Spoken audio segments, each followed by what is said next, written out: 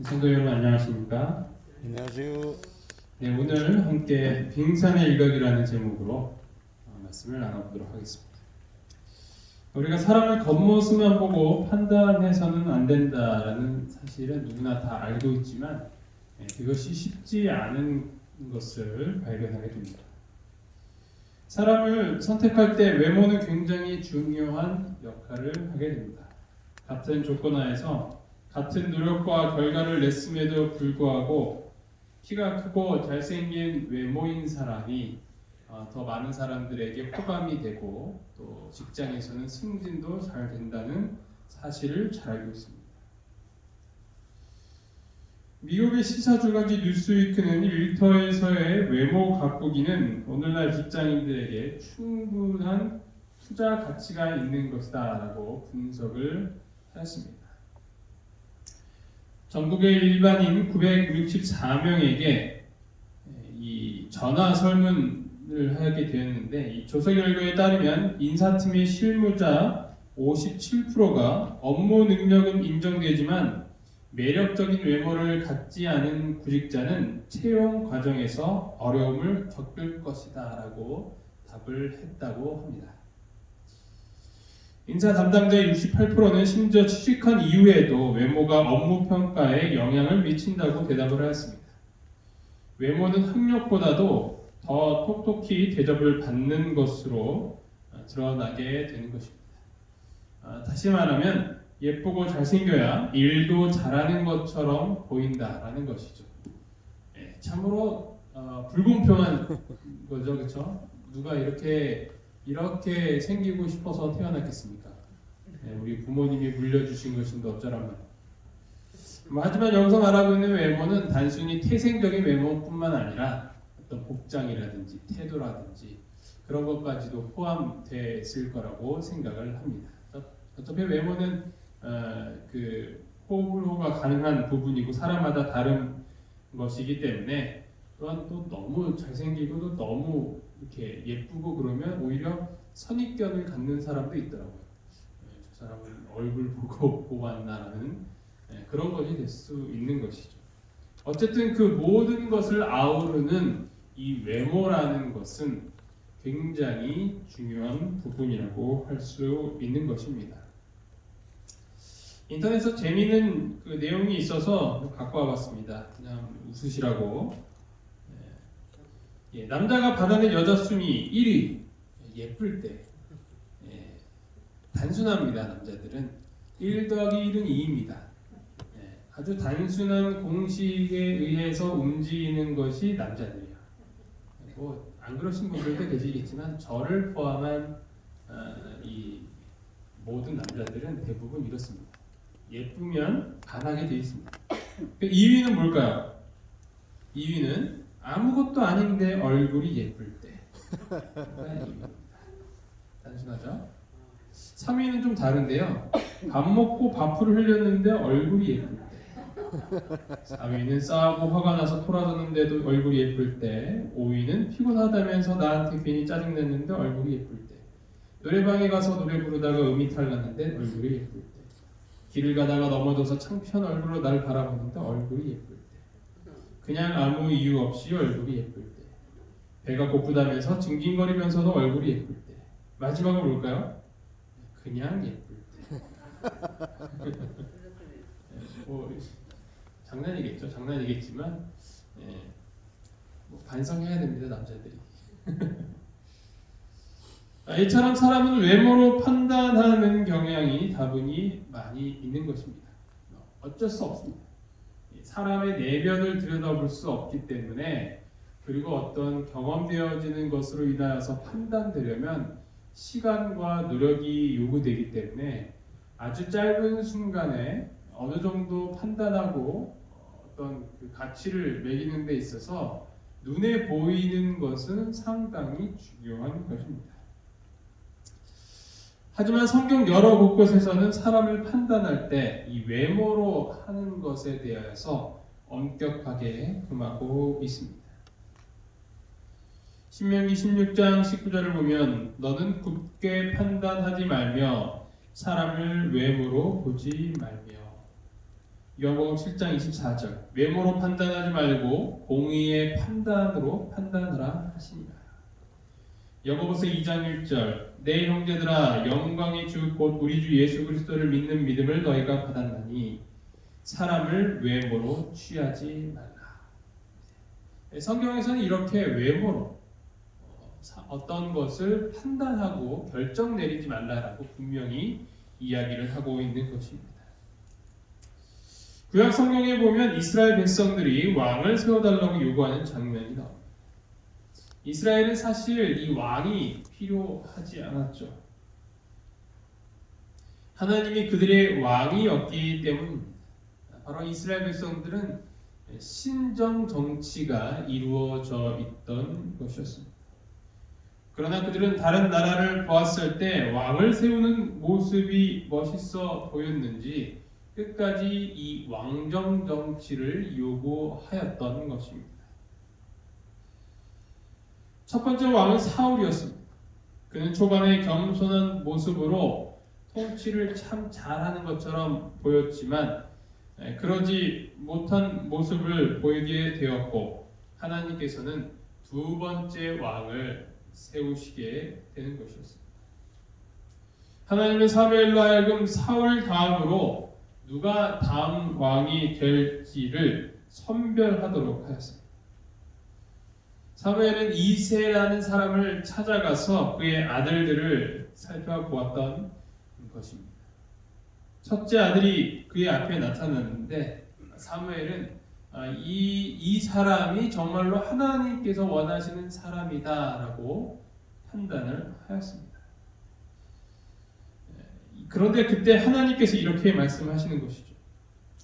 여호와께서 사무엘에게 이르시되 그 용모와 신장을 보지 말라. 내가 이미 그를 버렸노라. 나의 보는 것은 사람과 같지 아니하니 사람은 외모를 보거니와 나 여호와는 중심을 보느니라. 사무엘은 이스라엘의 큰 지도자였습니다. 그가 했던 그런 모든 경력들과 또 연륜들을 생각을 해볼 때 이 첫째 아들을 봤을 때 이 사람이 왕이 될 것이다 라고 생각을 하는 그 순간 그것이 잘못되었다라는 것이죠. 그런 지도자도 봤을 때 촉이라는 게 있죠. 그렇죠? 딱 보면 그래도 사람을 많이 본 사람은 이 사람이 정말 이 제목이 될 만한 사람인가 그렇지 않은가를 판단할 수 있게 됩니다. 그리고 그것이 틀리지 않은 것을 경험을 하게 되는 것이죠. 사무엘도 마찬가지가 아니었을까 생각합니다. 굉장히 영적이었고 모든 것을 잘 볼 수 있는 그런 통찰력이 있던 사람이었습니다. 그런데 이 사무엘도 어떠한 이 실수를 범하게 되냐면 이 외모로 판단하게 되는 것이죠. 그것은 섣부른 판단은 아니었을 것입니다. 그가 그런 모든 경험을 녹여내서 내린 결론이었을 것입니다. 하지만 그러한 사무엘도 결국에는 잘못 판단하였다는 것을 하나님께서 말씀해 주신 것이었습니다. 결국 그 자리에 있지 아니하였던 막내 다윗이 선택되었고 그가 왕으로 세움을 받게 되었다는 것이죠. 이 말씀 가운데 분명한 진리가 있는 것입니다. 그것은 바로 사람은 외모로 판단할 수밖에 없는 존재라는 것이죠. 모든 인간은 어쩔 수 없이 눈에 보이는 것만으로 판단할 수밖에 없는 그런 태생적인 한계가 있는 존재인 것입니다. 그러나 우리는 남들이 볼 수 없는 것을 볼 수 있는 자가 되어야 한다는 것이죠. 보통 사람들이 보는 것만큼 본다면 우리는 그냥 보통 사람이 되는 것입니다. 겉으로 드러난 것으로 모든 것을 판단하지 말아야 합니다. 그것은 극히 일부이기 때문이죠. 그 사람의 내면이 진짜 그 사람의 모습인 것입니다. 세상에는 얼마나 가면을 쓰고 돌아다니는 사람들이 많이 있지 않습니까? 그 가면 속에 살다가 결국 나중에 그 실체를 발견하고 우리가 얼마나 놀라게 되는 것입니다. 뉴스 보도에 나오는 수많은 살인자들, 사이코패스, 그런 사람들의 주변 사람들의 증언을 들어보면 너무나도 평범한 사람이었다, 성실하고 괜찮은 사람이었다라는 증언이 대부분입니다. 그 사람의 진정한 모습을 알려면 우리는 어떻게 되는가? 바로 그 사람을 경험해 봐야 하는 것이죠. 만나봐야 하는 것입니다. 오랜 시간 함께 보내봐야 알 수 있게 되는 것입니다. 그러면 겉모습만 보고 판단하였던 나를 반성하게 되는 것이죠. 사람의 겉모습보다는 그 내면이 중요한 것이라면 우리가 어디에다 더 투자해야 할 것인지 분명히 또한 알 수 있는 것입니다. 우리는 겉모습보다는 내면의 성숙을 위해서 더 많은 노력을 해야 하는 것입니다. 빙산은 전체 10%만 바다 위에 올라와 있습니다. 나머지 90%가 그 빙산의 진짜 모습인 것입니다. 그래서 빙산의 일각이다라고 이야기를 하고 있는 것입니다. 이 빙산의 겉모습만 보고 판단하면 어떤 일이 벌어질까요? 1912년 4월 10일 화이트스타 회사의 호화 여객선인 타이타닉호는 52,000톤의 최대 선박으로 2,200명 이상을 태우고 위대한 항해를 시작하였습니다. 그러나 이 거대한 여객선은 결국 빙산에 부딪혀서 가라앉게 되었던 것이죠. 겉으로 드러난 것만 믿고 그 내면을 무시하게 되면 큰일 난다는 교훈을 우리는 역사적으로도 충분히 확인을 할 수 있는 것입니다. 겉으로 드러나는 외모, 기술, 이미지보다는 성실함, 신실함, 정직, 책임감, 정의감을 위하여서 더 많은 노력을 해야 한다는 것. 이것은 어쩌면 여기에 계신 정말 인생의 대선배 되시는 분들께서 많이 경험하시고 진리를 깨달으신 분들이라고 생각을 합니다. 그것을 보이지 않기 때문에 사람들에게 당장은 주목을 끌 수 있을지는 모르나 그 꾸준한 내면이 있지 않는 이상 그 사람의 한계는, 미천은 분명하게 드러나게 될 수밖에 없다는 것입니다.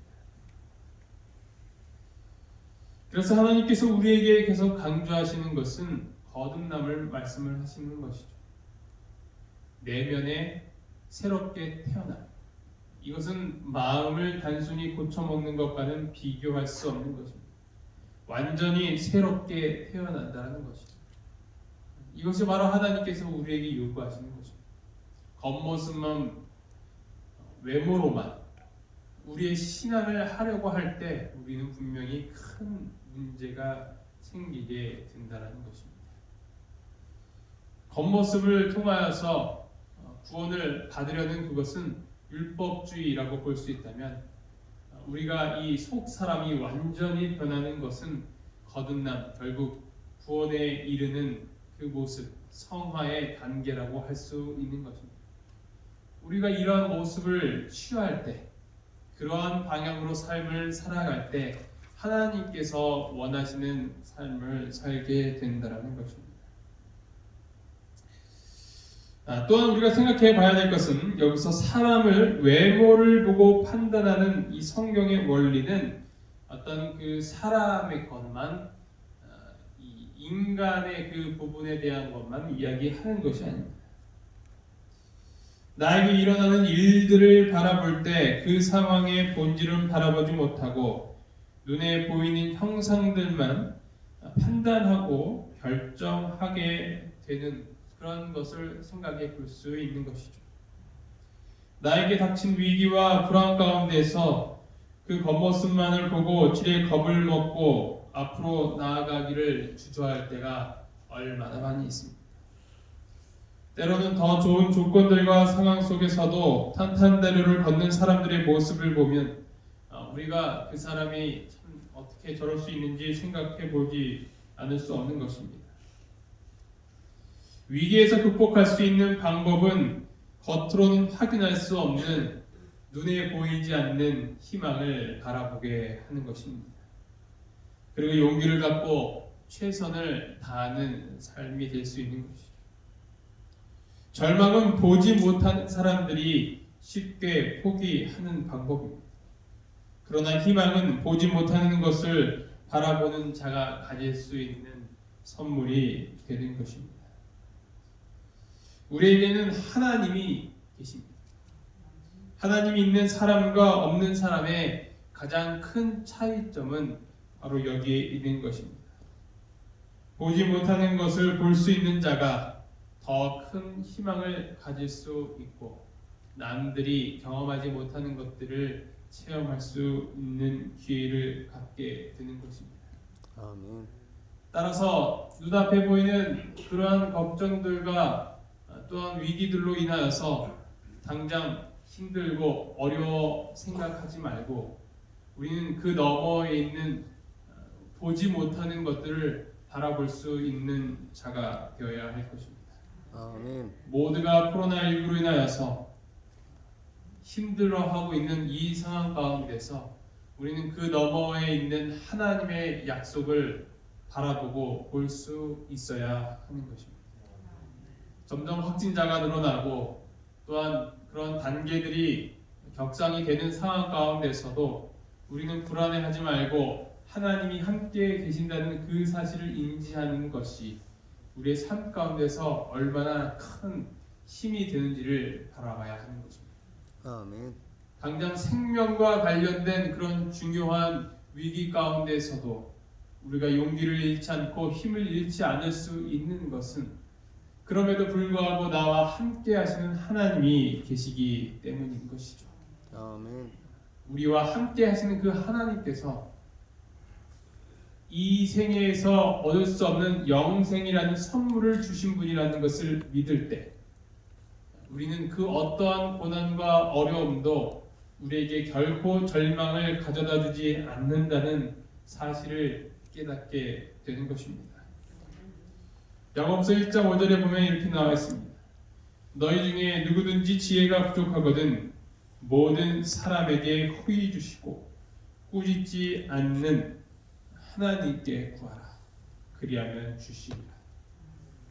우리가 오늘 이 시간 하나님께 구해야 할 것이 무엇인지 깨닫게 되기를 간절히 바랍니다. 아멘. 하나님께서 우리에게 주시는 눈으로 보지 못하는 희망과 소망을 갖게 된다면 지금 당장 이 순간도 우리는 세상에서 가장 행복한 사람이 될 것이라고 생각합니다. 오늘 아멘. 말씀을 기억하시면서 오늘 다시 한번 하나님께서 주시는 높은 통찰력을 달라고 기도할 수 있는 오늘 이 시간이 되기를 간절히 바라면서 말씀을 마치도록 하겠습니다. 아멘. 하늘에 계신 하나님 아버지, 오늘 저희에게 외모로 판단하지 말고 중심을 보고 판단하는 말씀을 다시 기억할 수 있도록 도와주심에 참으로 감사합니다. 아멘. 아버지, 저희가 그동안 사람을 외모로 판단하는 일이 얼마나 많이 있습니다. 이러한 저희의 어리석음을 용서하여 주시옵소서. 또한 저희가 겉모습만 그럴싸하게 꾸미는 사람들이 아니라 정말 속 사람이 하나님이 원하는 사람이 될 수 있도록 함께하여 주시옵소서. 저희 삶 가운데서 눈에 보이는 정말 무서운 일들이 일어나고 있지만 그럼에도 불구하고 그 너머에 있는 것들을 바라볼 수 있는 하나님의 비전을 허락하여 주시옵소서. 아멘. 그 통찰력으로 말미암아 저희가 더 높은 것들을 바라보며 희망과 소망을 가지며 이 어려운 시기에 극복할 수 있는 저희 모두가 될 수 있도록 주님 인도하여 주시옵소서. 이 모든 말씀 예수 그리스도의 이름으로 간절히 기도합니다. 아멘.